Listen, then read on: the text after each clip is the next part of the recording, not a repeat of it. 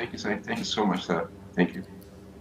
Okay, so maybe we should start off. I mean, my caller now, Queen Agaba, this morning by first of all asking, as it stands today, is there anything that is particularly different with regards to this election when compared with maybe 2016 and 2020, for example? Yeah, there's a whole lot of difference. First of all, I think um, the issue of polling, is a big factor here because, of course, American society believes in a lot of statistics, a lot of data and all data gathering, and all of people's citizens' opinion, citizens' perception. It really matters. So in the past, we've seen a polling failed, right, between Al Gore and Bush. We have seen also in 2020 as well. So I think the polling also showed a difference here that showed that the polling worked. Citizens survey and all that also kind of work. Another much difference here is that we're having, should I say, for this new time, having a male and a female standing for presidential election for the Democratic and the Republican Party. So that brings the gender lens on citizens on elections in the US. So can one say that Kamala Harris would have won and would have been also the first female president, or would we say that she lost and she lost because she's a female, or Trump would have won and become the second president that repeatedly, also won his presidential election. And the last time it happened was probably in 18 something or 19 something. So the point here is that there are differences of having a woman standing for election again and having a former president that has actually lost an election, standing for election again. And again, we have seen that the issues are kind of different. One is a nationalist, and Trump's a nationalist. The Kamala Harris, she's should I say, a globalist from the liberal arm of the party. The Republicans are also, as conservatives, try to take a lot of policies around conserving what has been given to them through their forefathers. So I think policies played a long war here. We had policies, we had issue-based campaign. We've seen that. We've seen policies. We've seen ideologies of both liberal and of both the Republicans and the Democrats. And again, people are voting across ideological lines and their belief system. Thank you. Let me ask you this again. I mean, second time around, President Trump is running against a woman. First in 2016, it was Hillary Clinton, wife of the former president. This time is Kamala Harris. How much more fights, politically speaking, would you say former President Trump has had to put in now compared to what had happened between him and Hillary Clinton 8 years earlier? I think it's not about gender here, because Hillary Clinton practically had the highest vote in 2016. Can recall that. So she has the highest vote. It just the electoral college. And what was the difference? About 1 or 2 points, right?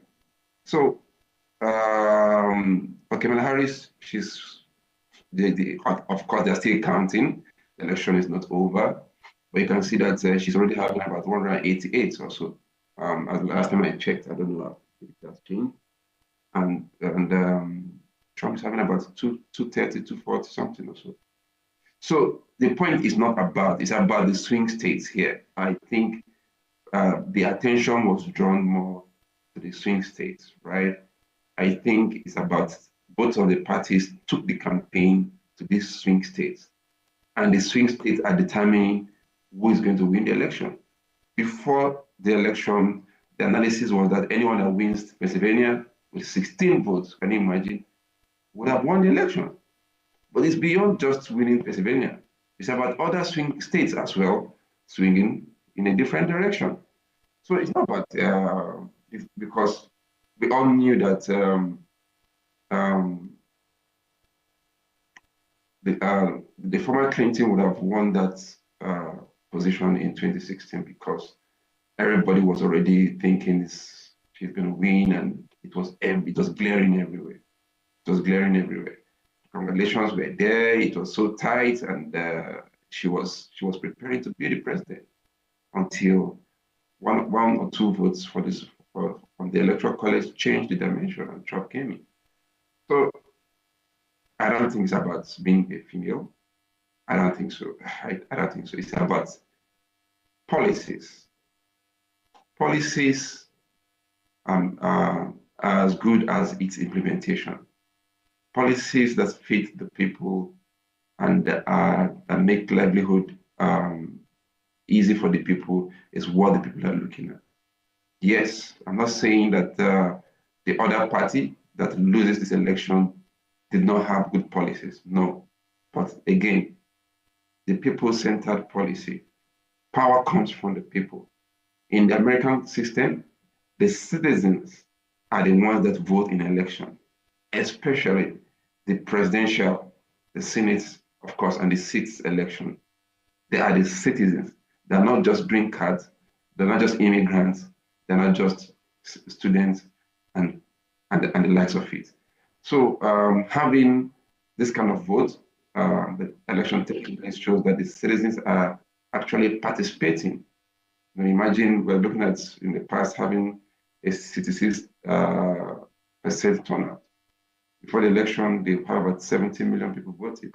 So my point is still raised that also look at the people, choosing what they really want and not just the gender. Yeah, thank you. Say, I mean, you just said a while ago that it isn't about gender, it's about policies, implementation, and of course, the issues Americans care about. So we're going to delve into those issues in a bit. But in the meantime, how do we say that it isn't about gender when people across the world are saying that, look, it's time America got a female, or if you like, a woman president. So won't it be ironic when we also turn around and say, well, it's not about gender, let the best man win? Yeah, I think for me, I think also that first of all, you have to look at the population of female voters in this same America. So if it's about gender, it's about just gender. Women all over the world are the most, should I say, I don't know about American, I'll check, but again, talking about voters turnout, you have more women in most elections globally. So even during Clinton's election in 2016, you had more women. Women were even coming out to do a lot of protests. You forgot? There was a protest that took place on the last day of the election, and a lot of women were all over the US protesting. They were women.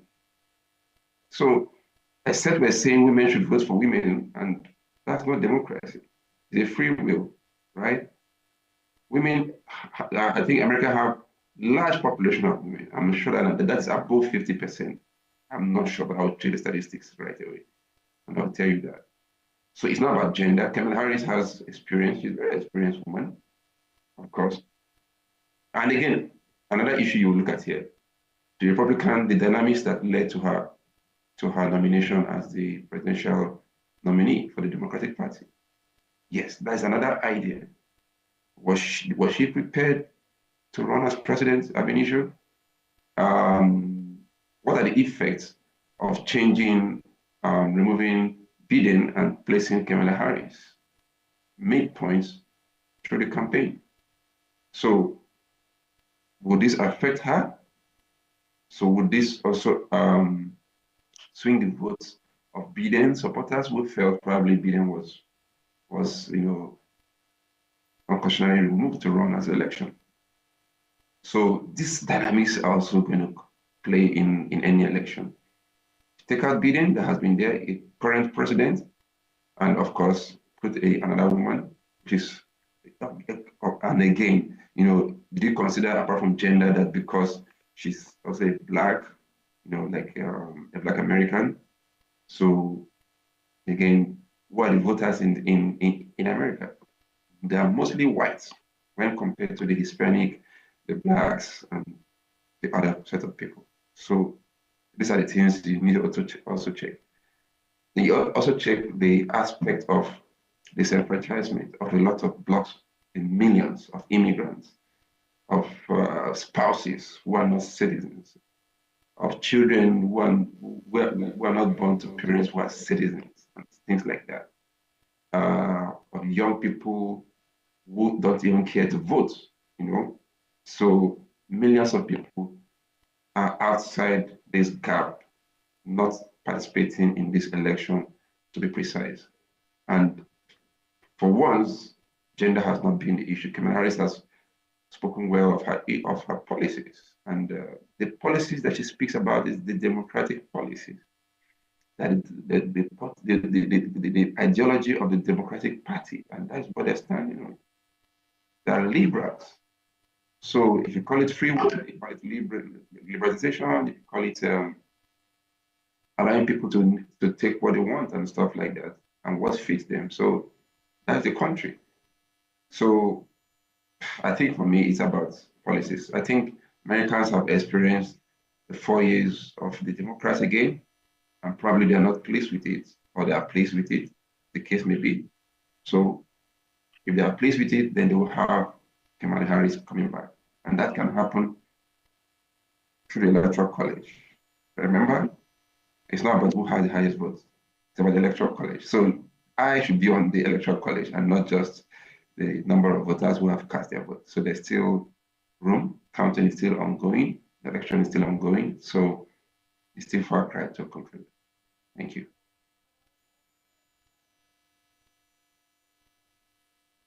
The U.S., like other countries, recently has seen recent challenges to electoral integrity, issues of security of mail-in ballots and all of that. But I want us to look at what challenges do you see? What are the challenges that could possibly arise from certifying these results, and how it can, affect public trust? The result of public trust. I think again, there was a polling that I saw some few days back that showed that a lot of Americans are actually calling for a change in the system of election. Where American election is not based on popularity. Again, is based on winning the electoral college, or what you call the seats, 537 seats. So, and people again trust the system. They trust the system. They trust the system. These are the system that has been kept over years, and the institutions that conduct the election. They don't have what you call INEC in Nigeria. They don't have an independent body that conducts election. It is the Secretary of the States in each of the 50 states that has its own budget, has its own policy, its own regulation, and has its own mandate to conduct election. And yet, that is how it runs. So the people trust it. But again, I know that Trump raised some issues about, rigging in some parts of Philadelphia, I think, and some other places. And there was also a fake news, or probably misinformation about burning of the mail votes earlier this week. But of course, it was fact-checked, I think.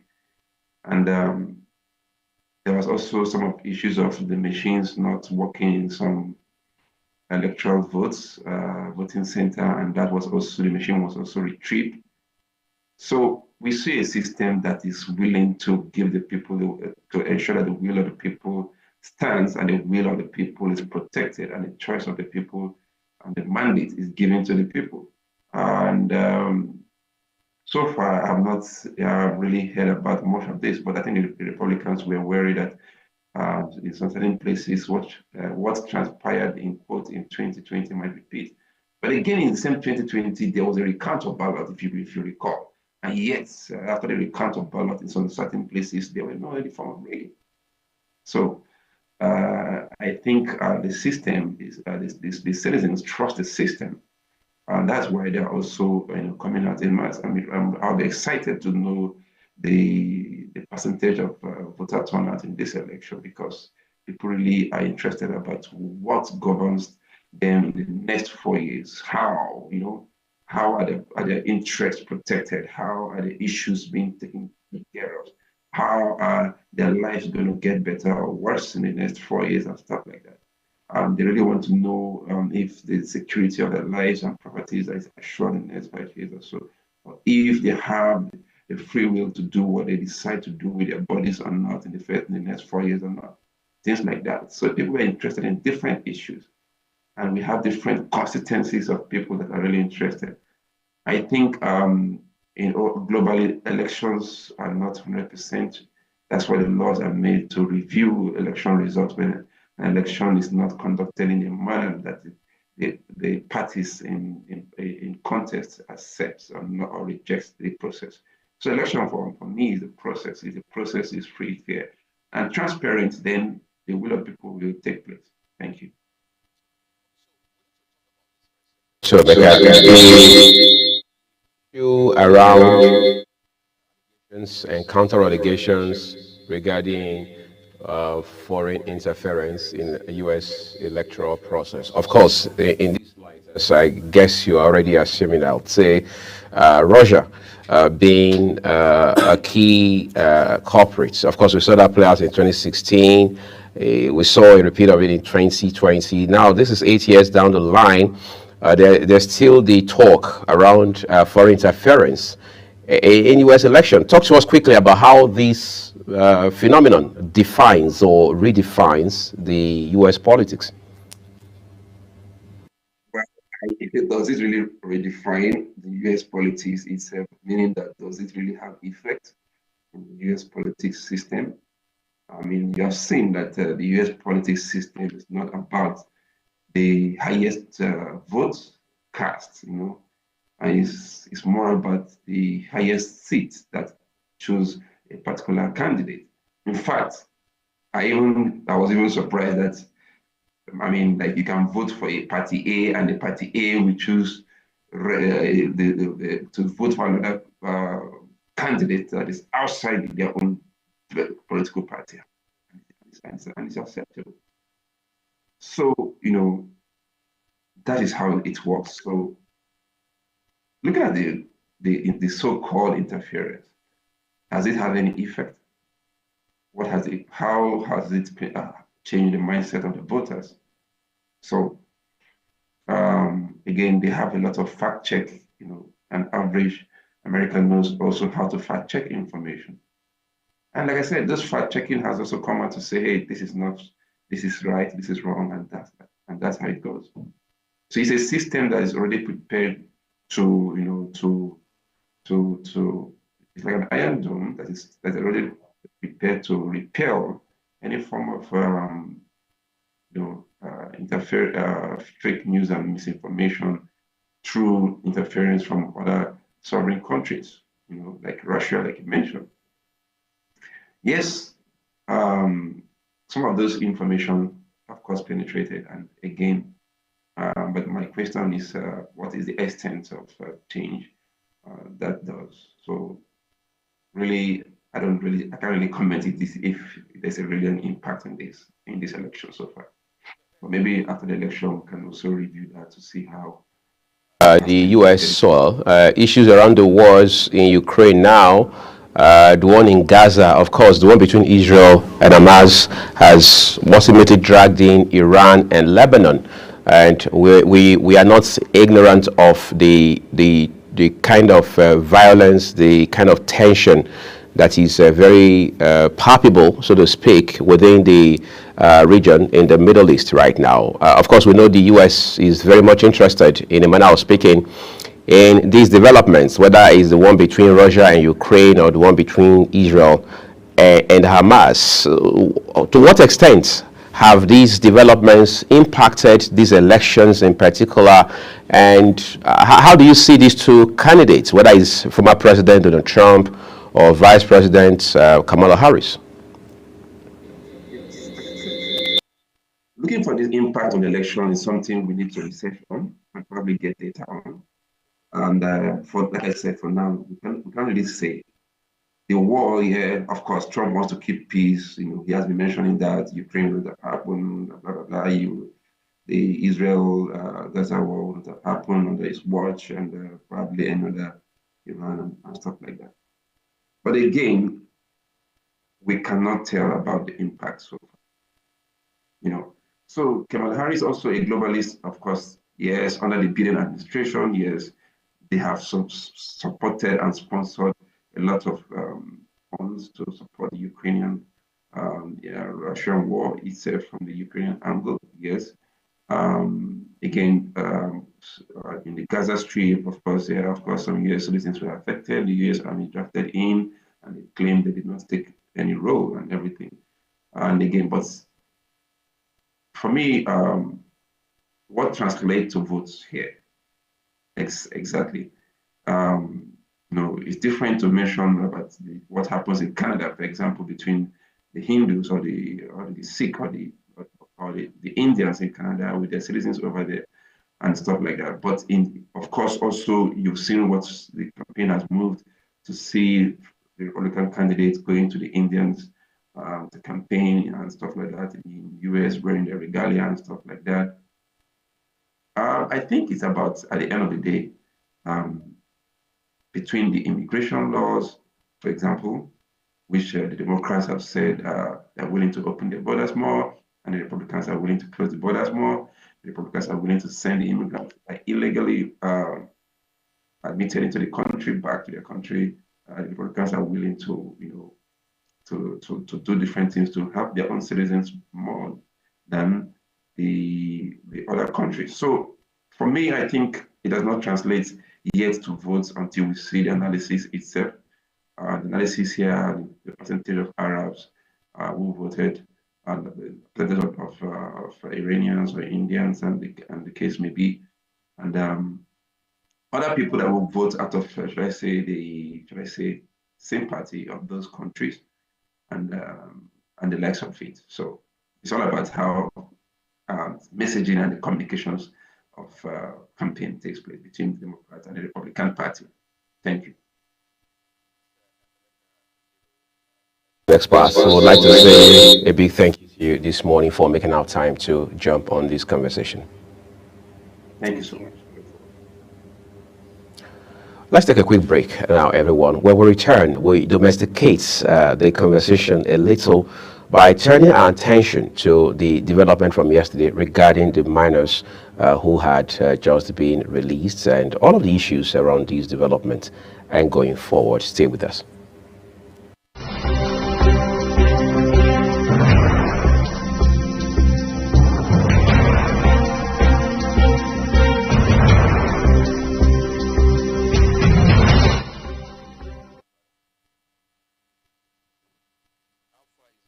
Global Morning is your ultimate destination for engaging political and economic matters. I am Uyi Agmofwebe. And don't forget to include social discussions. Tune in every weekdays from 7 a.m. to 10 a.m. I am Queen Agaba.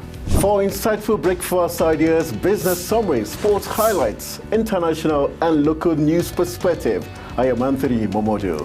Don't miss the in-depth analysis of current and political issues by the Global Morning team and experts. I am Jumai Manson. Catch Global Morning here on Global Television. Getting on the action. I am Edikan Michael. We are the Global Morning team.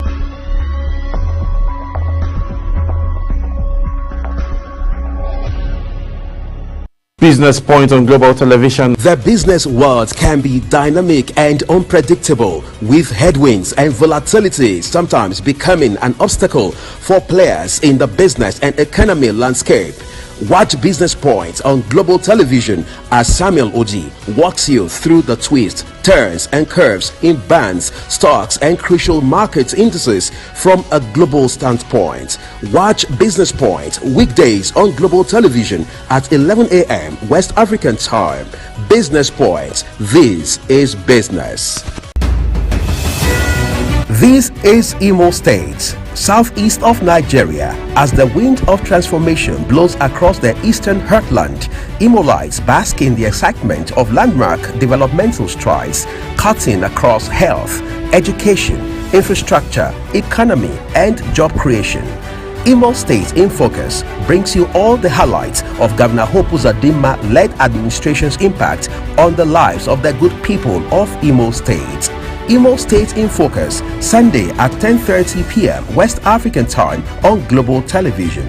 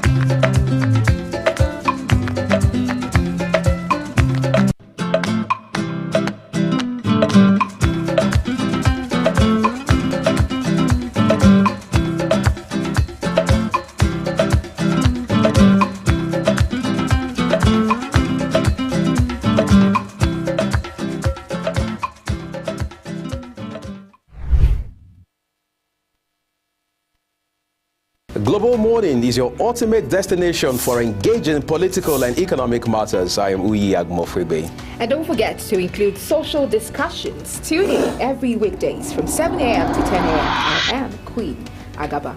For insightful breakfast ideas, business summaries, sports highlights, international and local news perspective, I am Anthony Momodu. Don't miss the in-depth analysis of current and political issues by the Global Morning team and experts.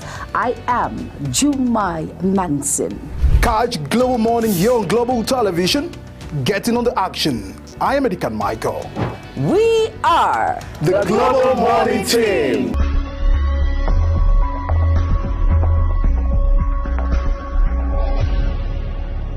Business Point on Global Television. The business world can be dynamic and unpredictable, with headwinds and volatility sometimes becoming an obstacle for players in the business and economy landscape. Watch Business Point on Global Television as Samuel Oji walks you through the twists, turns and curves in bonds, stocks and crucial market indices from a global standpoint. Watch Business Point weekdays on Global Television at 11 a.m. West African time. Business Point. This is business. This is Imo State, southeast of Nigeria. As the wind of transformation blows across the eastern heartland, Imolites bask in the excitement of landmark developmental strides, cutting across health, education, infrastructure, economy, and job creation. Imo State in Focus brings you all the highlights of Governor Hope Uzodinma-led administration's impact on the lives of the good people of Imo State. Imo State in Focus, Sunday at 10:30 p.m. West African time on Global Television.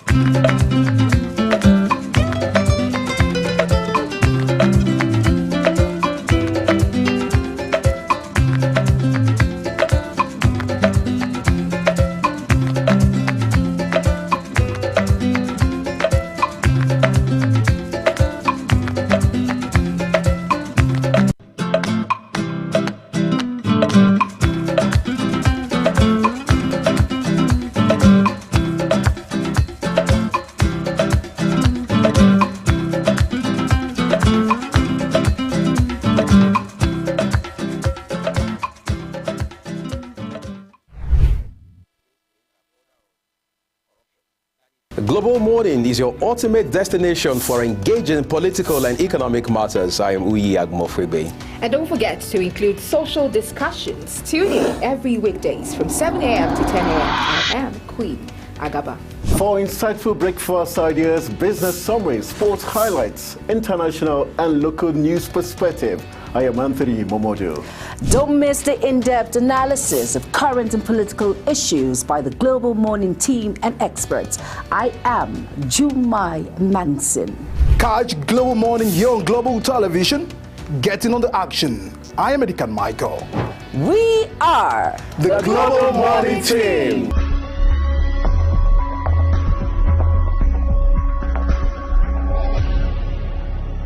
Business Point on Global Television. The business world can be dynamic and unpredictable, with headwinds and volatility sometimes becoming an obstacle for players in the business and economy landscape. Watch Business Point on Global Television as Samuel Oji walks you through the twists, turns and curves in bands, stocks and crucial market indices from a global standpoint. Watch Business Point weekdays on Global Television at 11 a.m. West African time. Business Point. This is business. This is Imo State, southeast of Nigeria. As the wind of transformation blows across the eastern heartland, Imolites bask in the excitement of landmark developmental strides cutting across health, education, infrastructure, economy, and job creation. Imo State in Focus brings you all the highlights of Governor Hope Uzodinma-led administration's impact on the lives of the good people of Imo State. Imo State in Focus, Sunday at 10:30 p.m. West African time on Global Television.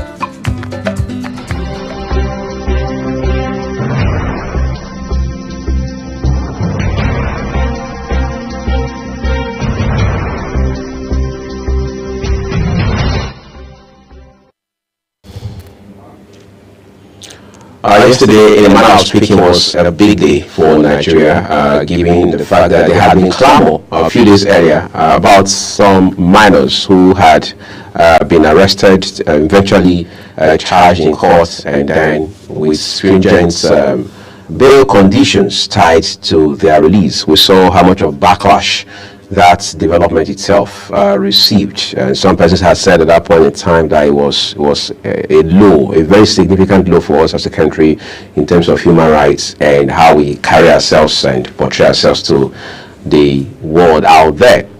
But then just yesterday, President Tinubu had already said, look, we've got to give these young people a second chance. Yes, they may have been part of the protest in August, the End Bad Governance protest. However, because they are minors, and then we have to be human about how we go about these issues, we have to withdraw the charge against them. And yesterday, Vice President Kashim Shettima didn't miss words in saying that the president himself, Bola Tinubu, had shown that he is not just a father, but one who brings human face to the kind of leadership that he provides. He didn't also fail to mention that 10-day protest in August had made the country lose 300 billion naira, even though that was actually not the essence of his message.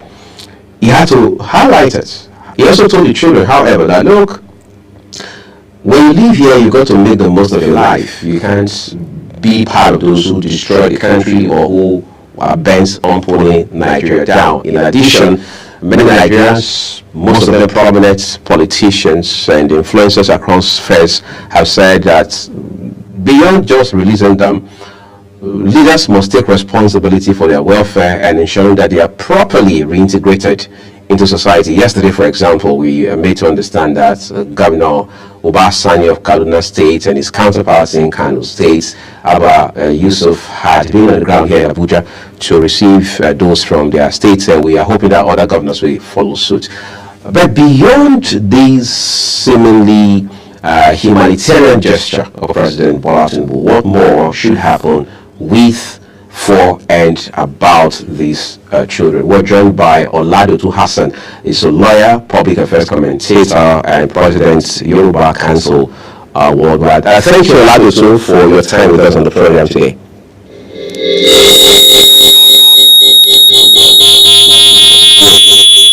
My colleague Queen Agaba and I will engage you for the next couple of minutes. Perhaps the starting point for this conversation should be that, much as we've heard that the president was trying to be human by, as it were, without prejudice to whatever allegations had been leveled against these young people, to say it was important to move for their release using the office of the Attorney General as is expected and as is legal to make this happen. Would it be valid an argument to say that this was not a move by the president and indeed government to be politically correct? Well, it is not about politics. It is not about the sentiment. It's about the law. And we need to not, in order not to play down the law and promote anarchy, we need to really look at what are the indices that culminated to the charges or what led to what and how all these things happen. And the entire justice system, the police investigation, this is just to an assessment of our prosecutorial and investigative prowess. And from my own assessment, it goes just to say that the police approach to investigation is not good enough compared to what, compared to the laxity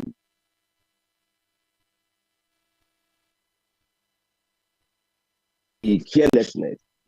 And hello? Hello? We can hear you all right. Your audio is loud and clear over here. Yeah, I said those things are what we need to equally look at. And the issue of the minor was not what put the prosecutor to display the voter's card, the INEC voter's card.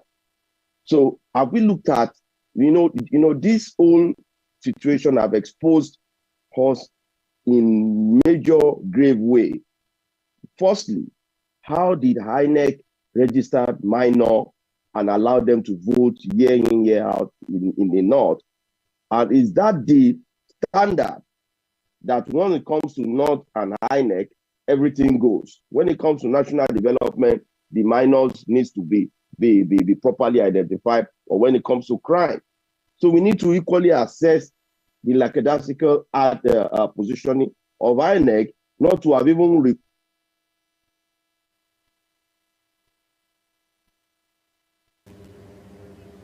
those children. It appears we're losing audio stream there with our guest Oladotu Hassan. The element he was trying to introduce apparently is how that we've seen the phenomenon of underage voting in Nigeria for decades, and it appears we are not ready to move a pin just yet in the bid to address it. However, when it comes to minors being charged with offenses or crimes as important, as grave as treason, we say let's identify them properly. But I think audio has been restored now. Oladotun, would you be kind enough to pick up the narrative from where you left off? Yes. Let us quickly analyze this situation, because a whole lot of people have argued it's minor, it's minor. There is a process of investigating a minor, prosecuting a minor, and punishing a minor. So being a minor does not give you the laxity and immunity to commit crime. You've seen some minor cases. What ought to be done is that there is a court called Juvenile Court, which was the prescribed jurisdiction for that matter, especially once those people were being seen reasonably by all right-thinking members of society and that prosecutor did not apply the reasonable possibility rule. And he was so sentimental, trying to overshow himself and over-impress. And that was, we expected that he himself ought to have been cautioned and punished for that lackadaisical, unreasonable utterances. But be that as it may, the real cause of action is the fact that there was a protest. Protest is fundamental right, but within the course of that same protest, there was a call for coup to end the government under the guise of end bad governance. There was a display of Russian flag, which by law, that is violation of the territorial boundary and integrity of the Nigerian state, to bring in Russian flag. And we cannot just fold our hands and say that is a fluke. Russia in the recent time, through the Wagner Group, have taken over states and countries around our neighbors. Mali, Burkina Faso have mechanized takeover governance and government through coup. And those nations, no matter how you want to categorize them, they are no longer democratic nations where rights and privileges of people are protected. This call, nobody is commenting that who sponsored that flag display. Who, at least there was an allegation from the office of the NSA that 87 billion was traced to sponsor the End Bad Governance movement. Who are the people that want to make this country ungovernable? Forgetting the fact that those children are more of cannon fodder, that terrorists most times use children of such nature in order to whip up sentiment. We've seen that in Hezbollah, we've seen that across the country, whereby terrorists will strike and they will use children as shield, women as shield, whereby once you begin to attack those women, the whole world will not see the criminality earlier committed. The sentiment will drive down to the killings of those children. So we need to quickly begin to assess the governance structure, whereby the northern governors, I blame them mostly, because they see those children as a marjorie every day on the street. Those are the children the Boko Haram will recruit. Those are the children, every parameters of political structure in the north are always using to win and whip up their winning strategy in the north. So there is more to this issue. But the fact that the juvenile court, that the prosecutor ought to take cognizance of, that those children ought to be arraigned at the juvenile court under closed camera. They are not supposed to even be seen with the way they display them. That on its own is violation of their rights. The fact that the judge lacked the humane value to see the fact that by face value, we expect the judge to a reasonable take charge of that matter. Being a judge within the ambit of the law, he has right to suo motu, enter into reinvestigating facts before the arraignment. He did not ask critical questions about those children, how they are malnourished, having spent over 94 days in detention, which is even on its own unlawful. Because if there's going to be any arraignment, it's supposed to be within 24 hours. So the police violated the right of those people, all of them. But the fact that there is a course of action does not mean that you must employ and achieve that course of action via illegality. And this has been the the trademark, whereby people are kept unreasonably in detentions without any viable means or legal backup to their being detained beyond 24 hours. So the fact that there is a whole lot that exposes us to embarrassment, that we are incapable to manage some little things. INEC is to be blamed for issuance of voters' cards to those children, marking them as matured and adult, putting 1980, 1983. If you see those kind of cards, you cannot, they've enjoyed the privilege of that card by voting on election day. Do we go back and withdraw their vote from those that have gained from their vote? So if President...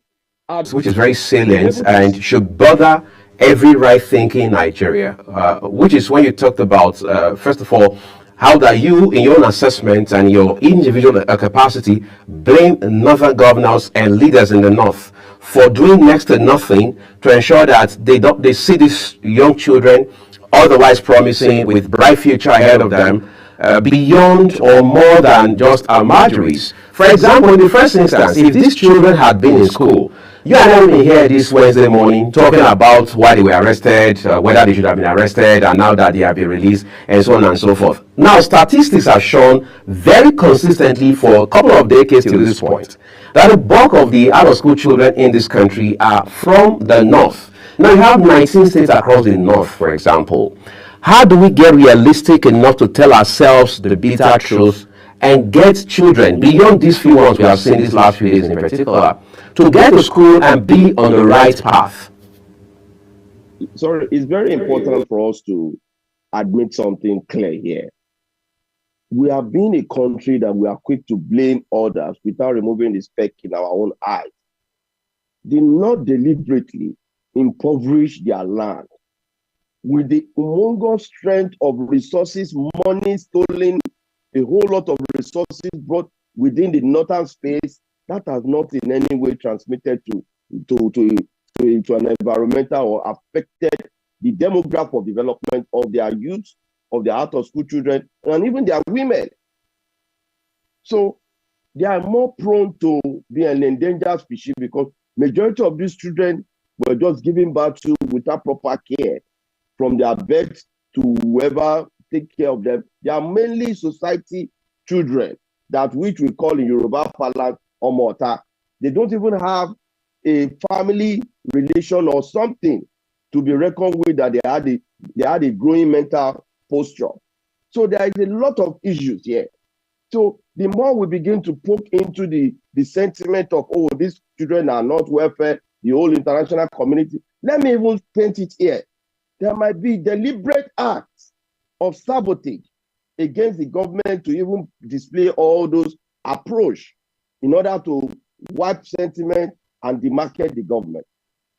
Yes, there is a lot of hands that are being shown within the entire situation that we are seeing, admittedly by the IGP, but that does not dissuade the fact that the IGP is not culpable, because his office is one that arrested those children and put them in SARS, in abattoir, which is mainly meant for dreaded criminals. Those criminals, there was no proper investigation, no proper identification. They just packed all of them, make them suffer, no food, no proper hygiene.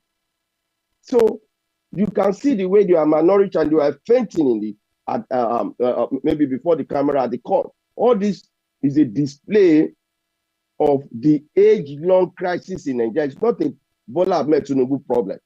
It's not a Buhari's era problem. This is an era problem of over 100 years. So it is a problem that has been living with the people of the North. And until they begin, especially the elite in the North, if they fail to address that issue might consume them in the nearest future. It is not a soothsaying thing.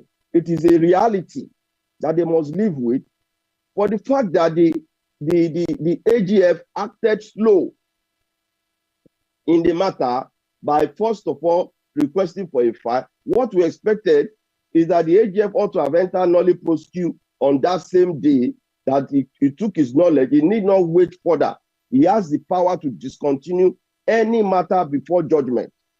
So waiting for the transfer of case file before the president needs to come in when people have agitated and has now become a national embarrassment, it goes to say that those that are appointed sometimes need to be mentally capable to handle some emergency situation.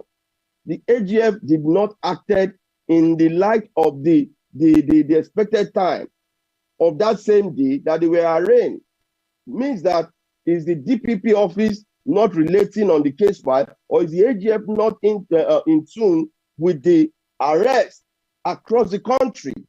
People were being prosecuted across the country, but it's not just about that prosecution. But the fact that there was crime committed, there is a need for government to wear human face in addressing some of these issues.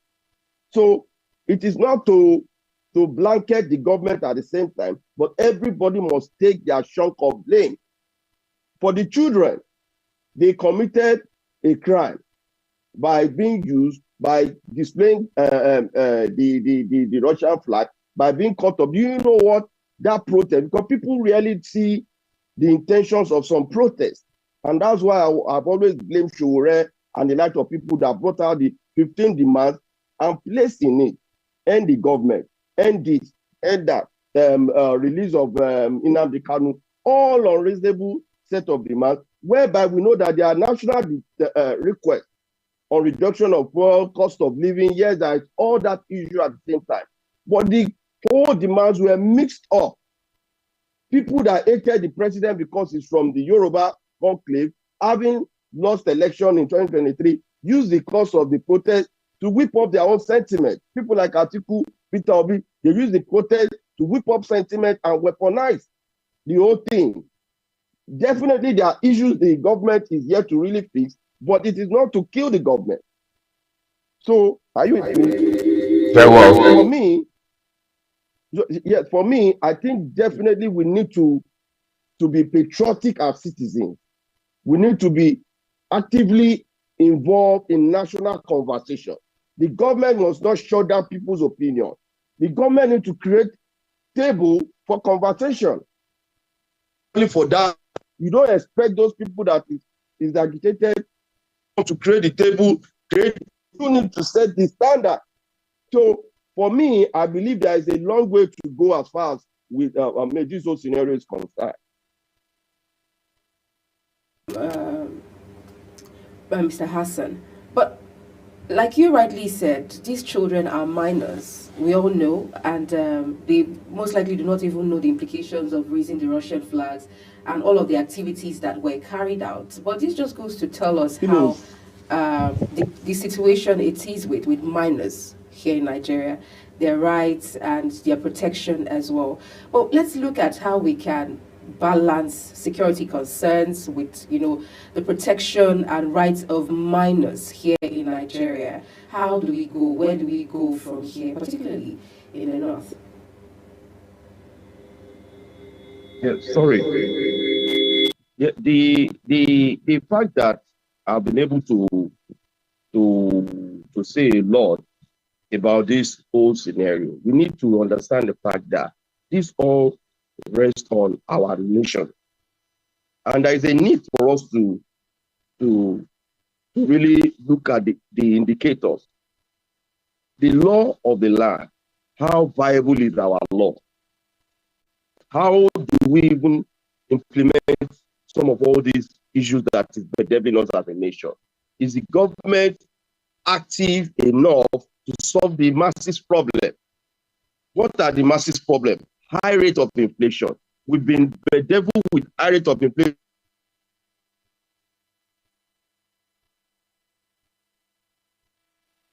over 15 years on, non-stop. To solve the problem, we need to quickly see how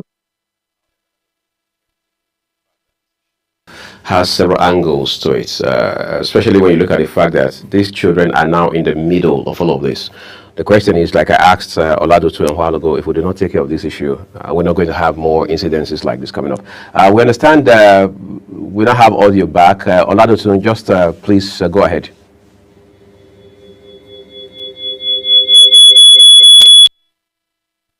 As a nation.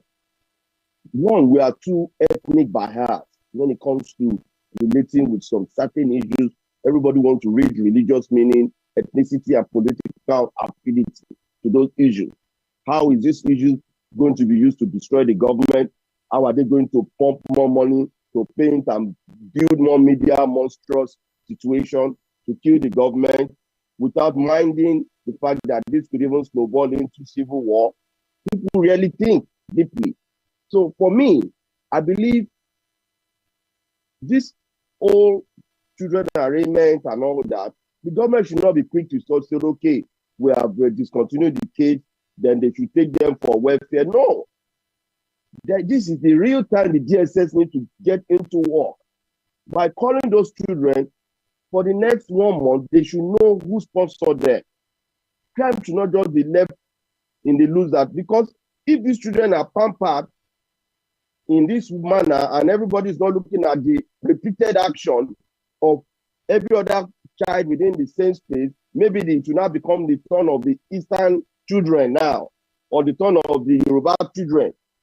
If they go all out to commit such crime and they are being thrown to prisons, nobody is agitating for them, don't you think we are just trying to stop criminality? So the government needs to go deeper to investigate that case, even if they are going to rehabilitate those children. The cause of that action must be addressed. The issue of national interest must be addressed. Hunger in the land. Mr. President is trying to tell us that, yes, he has injected more money in the agricultural sector. There's a whole lot of things going on in the oil and gas sector. But all these problem solving timing, the citizens don't have the patience. We've suffered enough. So Mr. President is not saying that we are in an intensive care unit, whereby all you need to be applying is an antidote to treat an emergency patient, not a patient that is already on a death row or on a terminal disease. You are now applying paracetamol and giving him some soothing relief, whereby you are expected to do an urgent surgical solution, apply urgent surgical solution.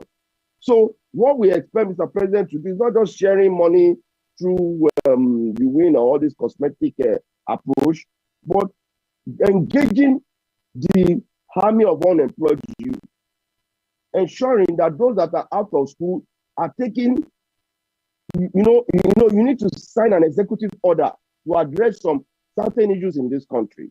Executive order to ensure that all children below so age are supposed to be in school within so hours to so hours.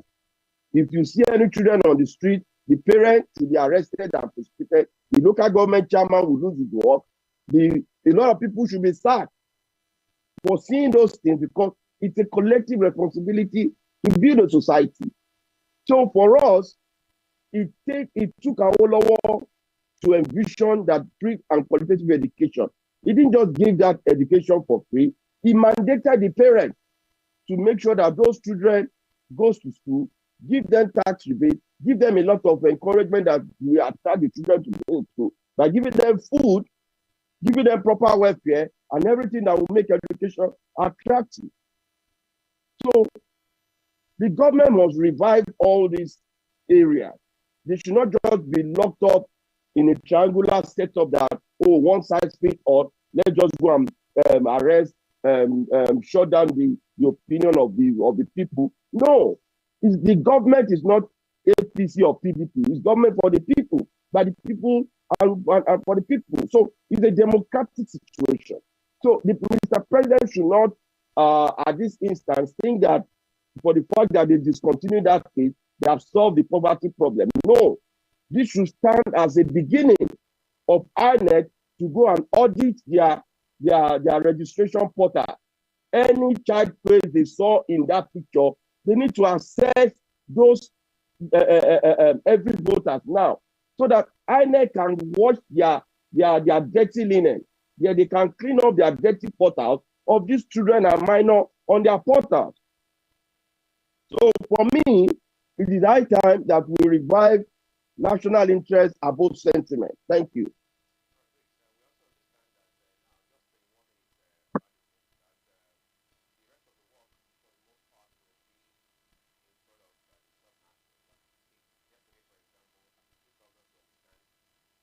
Abuja to receive those who come from their states. But like you already mentioned, all of these efforts must start from the ground up, no doubt about that. A senior lawyer, Femi Falana, is now saying that he will go to court if the federal government does not prioritize the education of these children. I mean, you are a lawyer, incidentally. Is that justiciable? Yeah, it's justiciable for us to just fight and just want to me, I don't see that as a timely response to the issue. Because what are we lawyers even doing within our society? Do we always wait for the government to act wrongly before we begin to react? We've always leave that approach. Yes, Femi Falana is a senior and most respected lawyer in this country. He has always been an advocate of the truth. He always stand for justice. But this is a high time public interest lawyer must come together. Let's begin to address these issues. Let every NBA, Nigerian Bar Association, go back to their various branches. We know this problem in our various branches. Let them be that high mind, heart, and soul of the people. Let them be the government watch, to watch over and also monitor, checkmate government at all levels, so that we all might through all this means set a standard, a national standard for development. NBA has branches all over the country, but how many branches we wait until something like this happens? I'm quick to read from the news. The NBA cannot say this, NBA did say that. No, we don't have to be reactionary. Issues like this has always stared us in the face. Look at my analysis. I try to raise some fundamental questions. All everybody is seeing is the crime committed, and those that brought in cameras, do all these things, equally have their own intention. Do you think even in the police there cannot be a premeditated action that, oh, let us design this whole scenario, we are just coming out from this, what do we use to equally batter this government again? This government is here to come out from this. It's not that I'm defending the government, but where there are too much enmity, you cannot grow, you cannot have national development. When the North is so, it is their right to be in power, they must do everything to come back in 2027, and everything they do is to sponsor the End Bad Governance protest. You realize that the End Bad Governance protest started mainly from the North. The agitation started from the review of the CBN staff to come to Lagos. The issue of the Federal Aviation Authority of reviewing some of the standards, they felt that all these things were like an attack to their own northern interest. Looking at within the same period, they rejected the tax review policy law that is expected to make all Nigerians to come under the same age grade of paying of tax. Not that the southern tax will be used for the northern interest, while the north are not expected to pay anything. It's injurious to our national interest, to our unity. So we need to equally look at all these issues that are bedeviling us simultaneously, why this issue of these children have exposed us already to national and global embarrassment. What I expect is not those children alone. Mr. Falana should open horizons to see that we have millions of children in that category in South-South, in Southeast, in Southwest, Northeast, North Central, and Northwest, even FCT. These are the system who are going to be responsible. If they handle those children alone, it will be injustice to other children who are yet to be captured in the net of free and qualitative education. That's why I say Mr. President must sign an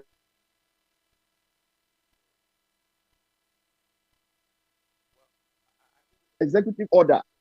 Time fails us to move any further with this conversation. But in all, you have been able to address all of these topical aspects of this conversation. Thank you so very much, Oladutu Hassan, lawyer, public affairs commentator, and President Yoruba Council Worldwide, for sharing these important insights on the program this morning. I think that's a good place to leave it. That's a good place to leave it. It's really highlighted.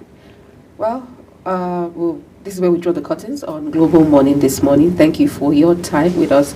Be here tomorrow as we take you through another journey on the front pages of the papers and topical discussions on national interest. I am Queen Agaba, and my colleague, Agbomo Fuegbe. Have a beautiful day ahead.